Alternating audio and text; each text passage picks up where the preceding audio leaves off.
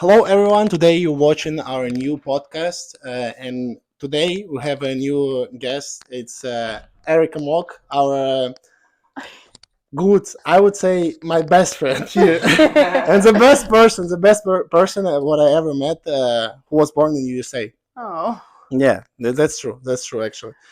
Um, I identify Erica like religion person, and today we're gonna talk with her how she what role religion playing in her life and how it helps her to achieve her goals, because also I would say about Erica, she's really successful woman. well, thank you. I'm excited to dive in a little bit deeper with you guys today. Yeah, for sure. Introduce yourself.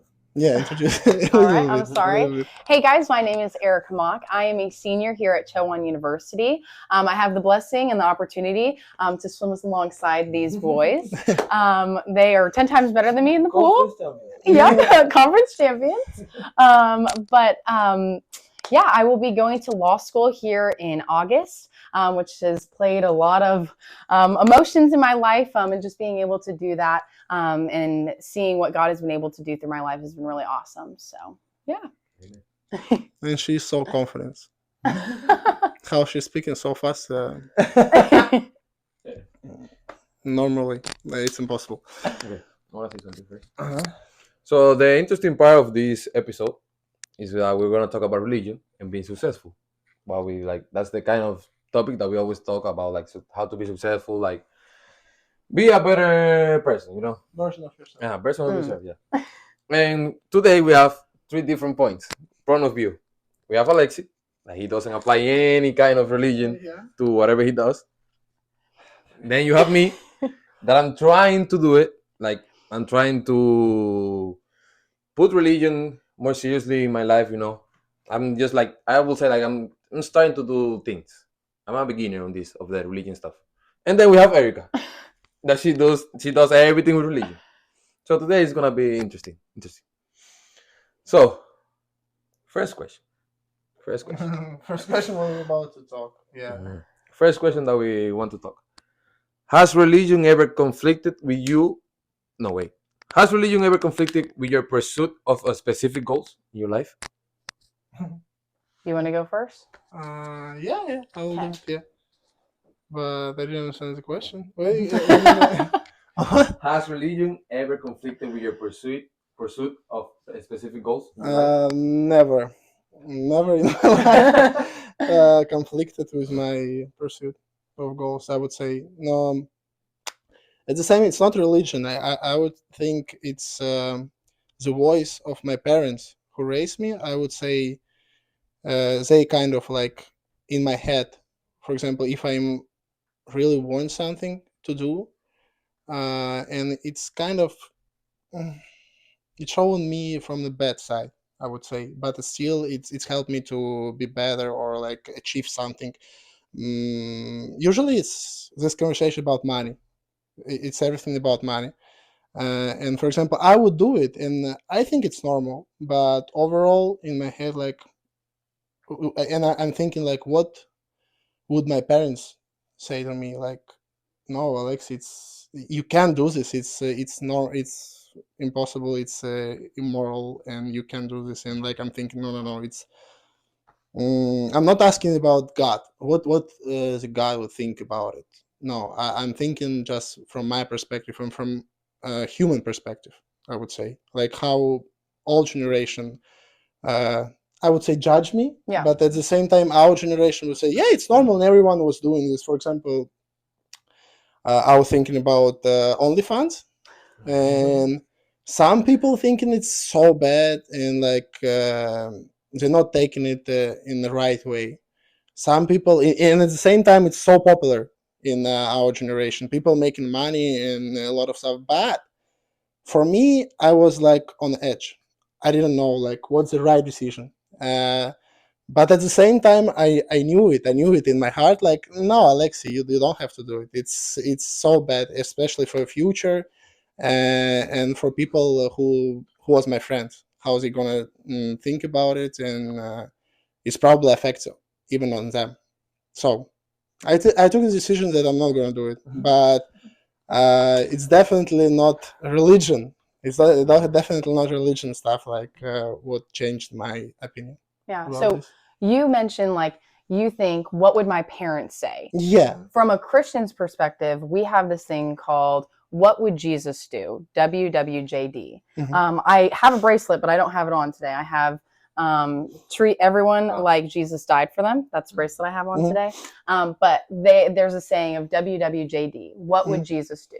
And so in my time in processing of like, what are my specific goals? Mhm. I try to put myself in the most Christ-like shoes that I can to Mhm. figure out, how should I handle this situation? How would Jesus handle this situation? And how can I spread God's light through this situation? Obviously, me being a girl, I am a huge planner. I love to plan. I like to have everything figured out.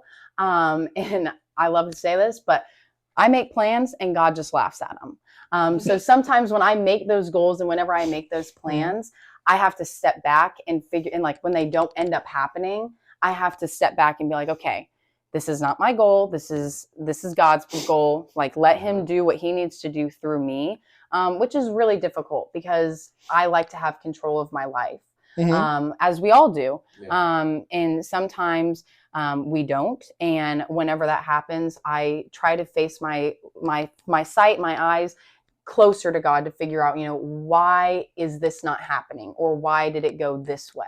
Mhm. Like swimming, especially. We've But had a yeah, lot example. of ups Everything. and downs for swimming. Mhm. Whenever I came to Chowan, I signed under one coach. She quit. The assistant coach came in. He quit. We got another coach. He quit. We got another coach. He went insane and got fired. Then we ended up having Pat Mashuda with the athletic director and all of them helping us out to get to conference. But last season was not what we wanted at all. It sucked. But then stepping back after that season and like trying to figure out what was going on, like what was the plan through all of that. And during those times whenever I was like, really, like I have to go to practice and listen to this coach that knows nothing, I stepped back and I asked myself, okay, what would Jesus do? Would he give respect, as we all should, which is still really difficult to do, but stepping back and questioning, what would he do before I act and do anything further? So you didn't want to listen to him, and for example, in your like heart, you didn't want to act like you respect, but you knew that you have to do. Yeah, it's really difficult, especially waking up at 4:30 in the morning to go to a 5 o'clock practice and then a coach not be there, and then we're the ones that's getting in trouble and getting an email at 5:50. No one's at the pool right now. It's really hard to gain respect and keep that respect for that person. But in the end, like again, like my bracelet says, treat people like Jesus died for them. And so that's why like I have a lot of bracelets that like keep me in that mindset, because it's really hard, or it's really easy to get out of that mindset. What do you think, Robert, about this? From your perspective. So mine is kind of interesting actually, because I'm a different person from last season, from this season. I mean, it's the same season, but like for last semester, this semester. Last semester, I was in the same position as Eric. I was like questioning everything, like why I will listen to this guy, like what am I doing here, like what is the purpose of me coming here and listening to him when I'm technically 1 year younger than him, right? And you can see like the first semester, I wouldn't say it went bad, but also it wasn't like what I expected. I was expecting a mid-season going crazy times. I didn't crazy times, but I got close to my personal best. But then in the second semester, I got a different approach, like the same as Erica. It's the one about, okay, you have to treat people as the same as Jesus does. Like for me, I stopped questioning. Start I start like believing, or just like doing what he wants. Like for example, I wasn't every practice like, oh, what we doing this 200 right now? What are we doing? I was just enjoying practice, and you can see the difference. I felt like it in how you call that, in conference. In conference, yeah, but and conference was like a roller coaster for me.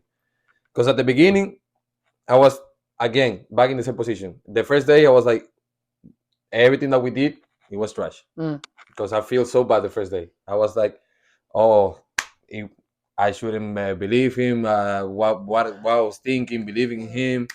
Then the second day, the 50 freestyle, I went PB, but it wasn't what I expected. I was like, no bad. Okay, he did kind of good. The third day came, 200 free. Yep, man. Worst swim in my life. Worst swim in my life. I went 143 when I went 141 the last year, training by my own. And then the last day, I just decided literally just to not think about anything. I was like, I'm just gonna trust everything that I did before. I'm gonna trust the coach, what he tells me to do in the race. I'm just gonna enjoy it right now. I'm not gonna question everything.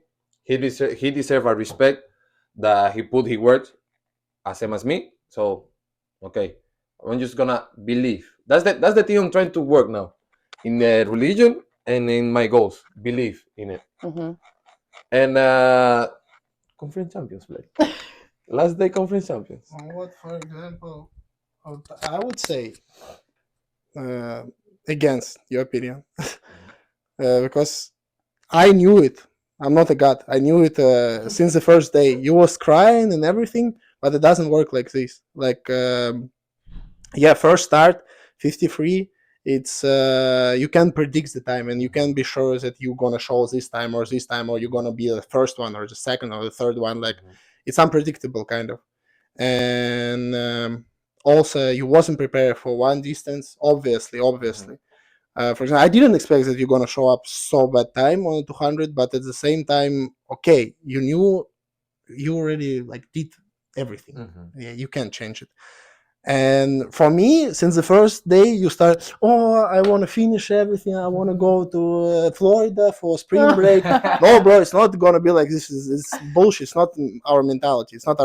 Just wait, because I faced with the same a lot of times. Like, you can fail 1, 2, 3 days, but you have to wait.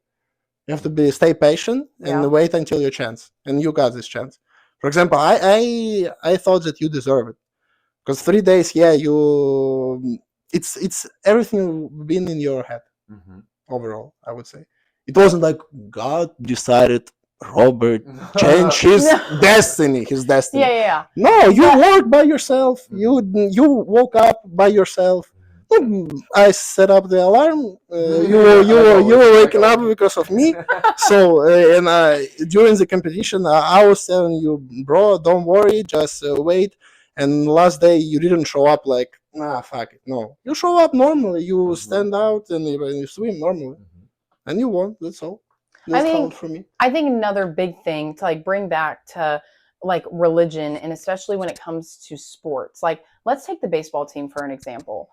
Poor guys that have come in. Look. Erica, we are poor. Baseball not poor. No, I'm saying poor guys in the sense of they can't win conference champions. Okay? Yeah. Guys that have come in with me 3 years ago have never won a game on the road. Never. Like us. No.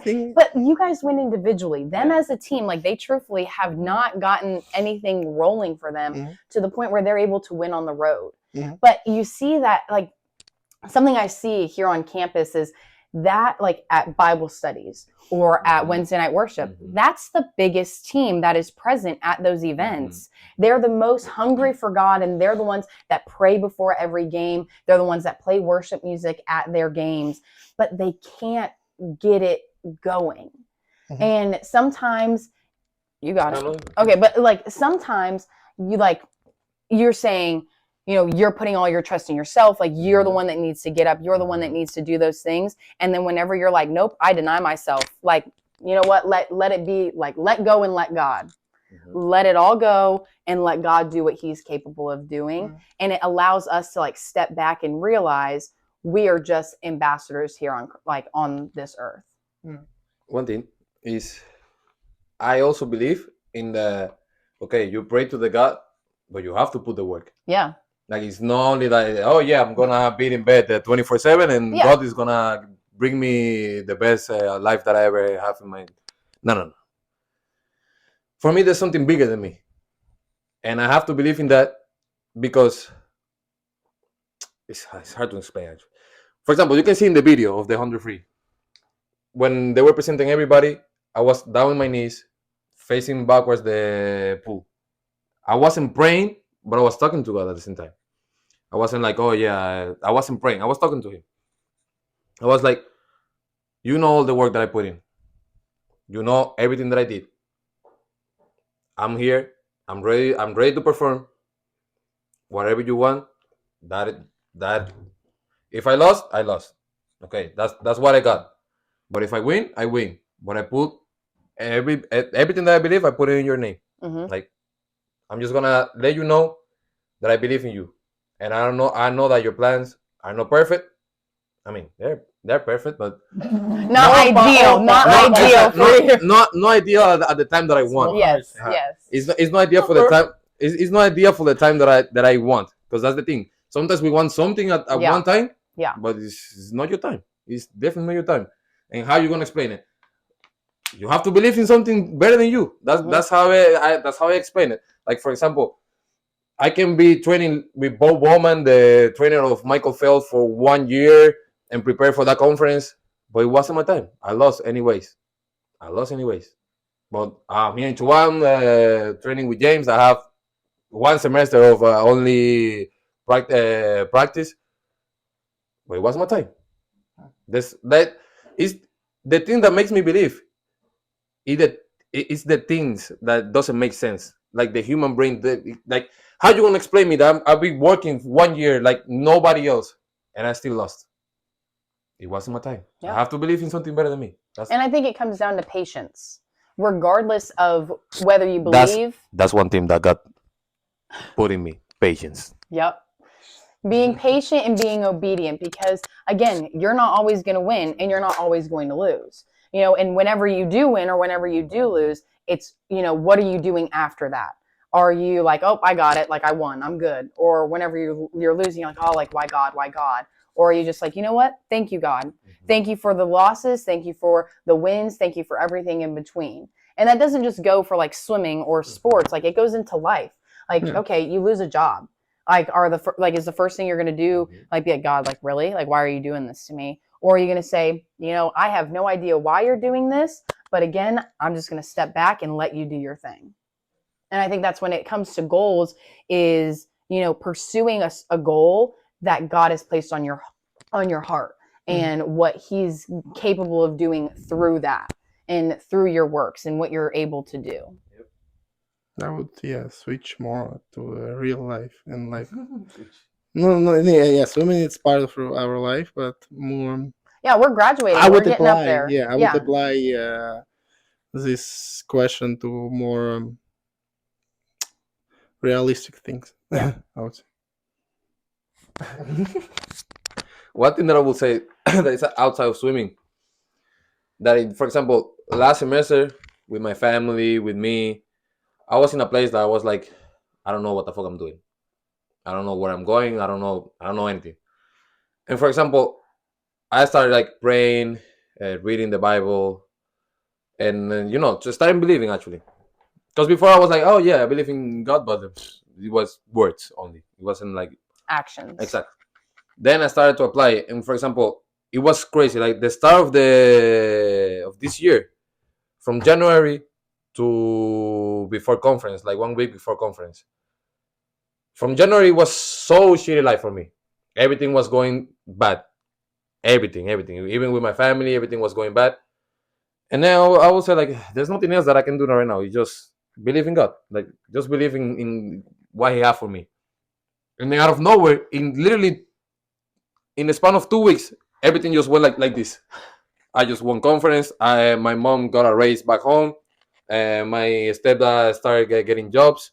My family was doing good. I was doing good in school. Out of nowhere, I had a trip to go to Florida.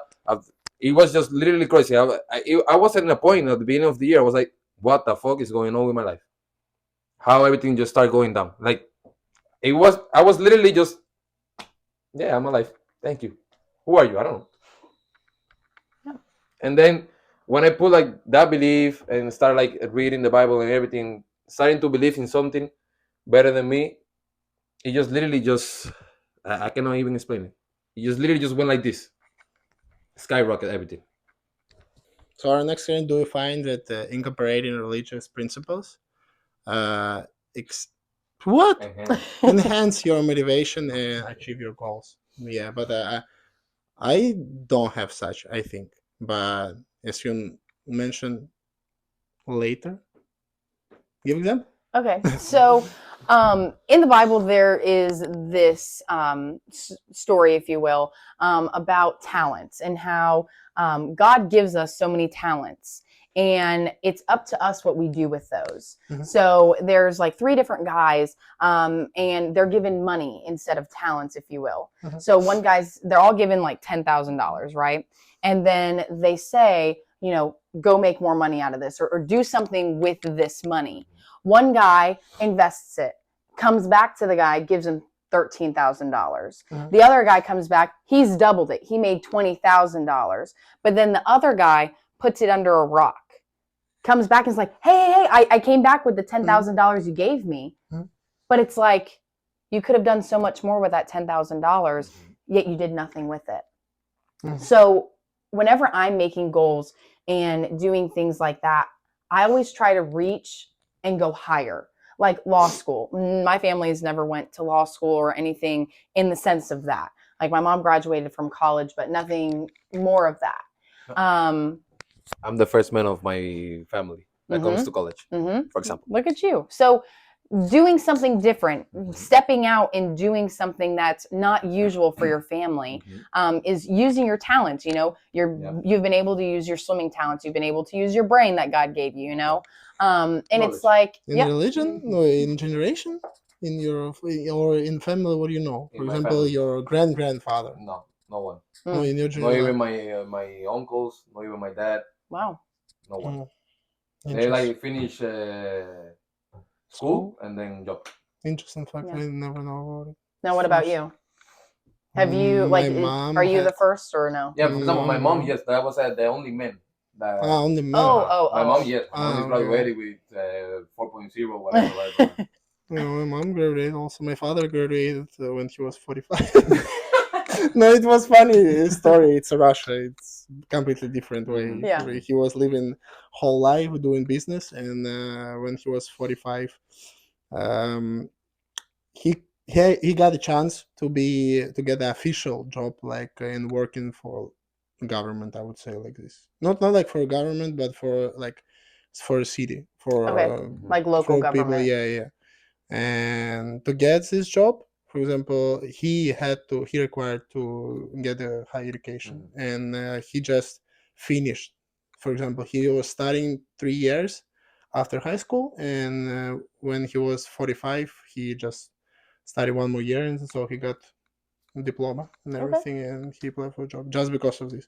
But this year it wasn't like us. First time he was just like, hello, every day, hello, I'm here, and that's all. Like, doesn't work like this. But overall, my brother graduated. Mother had 2 educations. Father, yeah, also had. I wouldn't say like, and also My my mom grandma. graduated while I was like the last 2 years of her graduation. I had 2 years old. And she graduated. So she was pregnant, already had you, and all that stuff. Yeah. So again, like just making sure that I'm using all the talents that God has given me and not putting them under a rock and not hiding them from other people. And I fail. Like, yes, I've had a lot of successes here on campus, whether that be leadership positions or in campus ministry, being able to go and preach, and just doing stuff that's out of my comfort zone, but knowing that God is right there alongside of me when I'm doing those things that I don't feel comfortable with doing. And that's what motivates me to keep going and keep setting my goals higher and higher, is because, God has given me this talent, and why would I waste it? And my mom always says, a talent that's not used is just waste. So like you say, you think about your mom, I think about her too, in the sense that I don't want to waste the talents that was given to me from God. But it's so narrow at the same time. I would say, like, how you compare this, I wouldn't compare like this. Like, for example, if someone didn't, like, no one of your family did the grad school, Mm-hmm. why you compare? Like, for example, you can find something, no one make 100,000 per month, Yeah. for example, or Sure. like something else. Maybe if you doesn't care about money, you can choose something else. For example, oh, I can be like Olympic champion, or like I can create something for people, like, I don't know, like build a church, for example, until 25, for example. And education or something like narrow, I wouldn't like compare. Oh, that's my potential. Everything what you say, it's beliefs in yourself, beliefs in your potential. Like, you have a potential, and use it 100% of your Yeah. potential. That's Well- all. You just believe in yourself, and that's all.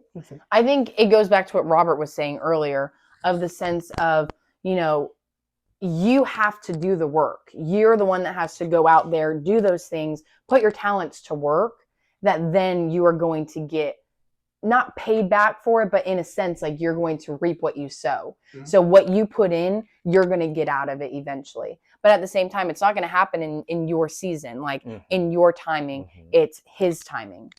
And changing your perspective and changing your mind to that is not easy to do. This I agree. Not in your timing. In his timing. That's I agree completely 100%. That's you waiting for something. You waiting for something. Like, yeah, it's supposed to be right here.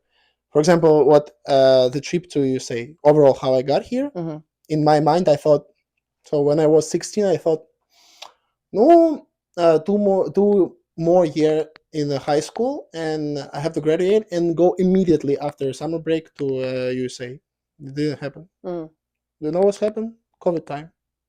Who predicted this? Nobody predicted this. Yeah. So I didn't know, and I couldn't control this. That's why things that I couldn't control, just like, yeah, okay, we can call it God decided, like, we did like this, and yeah, I couldn't like go and study abroad. And exactly in my last chance, I got it. For example, he decided, like, he put me in a lot of troubles, and I passed it. And I was texting a lot of universities. I got rejected. And when I already, like, I don't care about. I'm just, it's part of my life to text, and after every practice, text and to university, send copy, change the name of university, change the name of coach, and just send the same results, send the same email. And after 397 attempts, yeah, I got it. After 2 years, I got it, and it wasn't like my plan. It's just when I got it. Yeah, but do you think? Obviously, it's not your plan at all coming to Chowan, Murfreesboro, North Carolina. So for both of you guys, but do you see that this is where you guys needed to be? That's what I was. No. I was going there to. I thought you said you met me. Yeah, I met you. I'm glad. And Robert. But yeah, I'm glad. Okay. Everything that he said, for me, it comes to one's like quote. Focus on the thing that you can control. For the things that you cannot control, I leave it to God. That's what, for example, what I do. For example, for me, what can I control? When I come here to USA, I cannot control the COVID time, for example.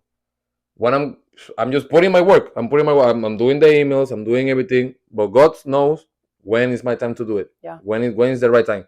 And for example, what you say, who would have thought would be in North Carolina, Murfreesboro? Never in my life. Never. No. But for example, we talked a little bit about this, I think, in past episodes. But for example, the more time I spend here, the more I realize this is where I needed to be. Like, for example, imagine that we were like in a better school.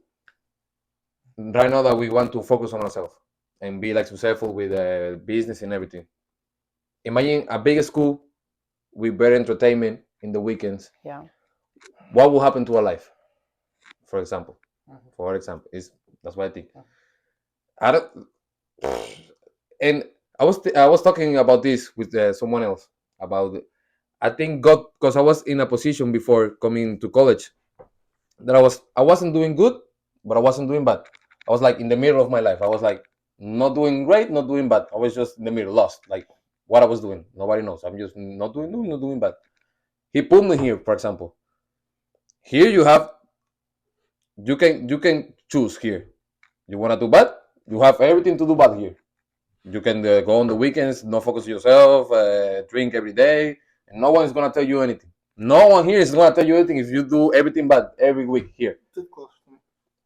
I think he is. Yeah. No one is gonna tell you anything, but you can also my choose. future wife. You can also choose doing good here, and you wanna do good. For example, you can focus on yourself. What we're doing right now, doing business, focus on ourselves on the week, putting the work on the gym, putting the work on the swimming. Like literally, God put me here. What you gonna do? Here in the middle. You were in the middle. I'm gonna put you in a position that you have to choose anyways. Like you cannot be in the middle anymore. Yeah. You gonna do bad or you gonna do good?